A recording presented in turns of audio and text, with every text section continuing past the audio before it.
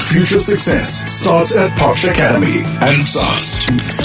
Thanks so much for taking the time to chat to me this evening, Garth. We're talking all things career and taking a specific focus on interior design.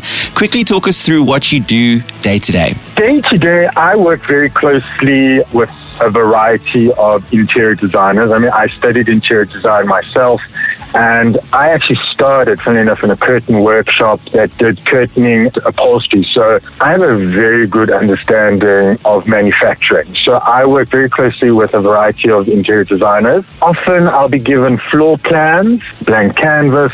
We'll discuss a look and a feel of brief that's been given to the interior designer by their end customer.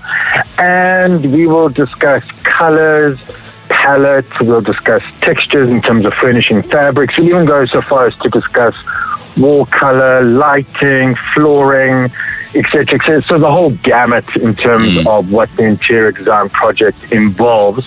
And that's basically, that's where I start. And then moving forward, then we start looking at various fabric options, and then from there I get cuttings and sampling. We present to their customer, and also I manage the order process, deliveries, back orders. It's also a large part of my job is also managing the order process for my customers and making sure that they're aware of when the stock is arriving, making sure it gets to the relevant suppliers and manufacturers, etc. So I'm like the right hand to my client. I would imagine that people stand quite central in your job. What are some of the obstacles that you face when you are doing what you do?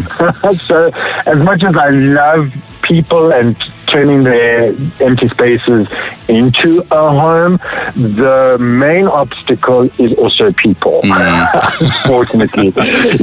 People, it's managing people's expectations, and when things in this line of business, when things go wrong, they can go terribly wrong. A lot of South Africa being where it is in the global market and as a global player, we're a very small concern for a lot of international suppliers, and sometimes shipping can go wrong. I mean, a perfect example, nothing happens in a vacuum. A perfect example is when the ports were hacked. There was a cyber attack on the ports.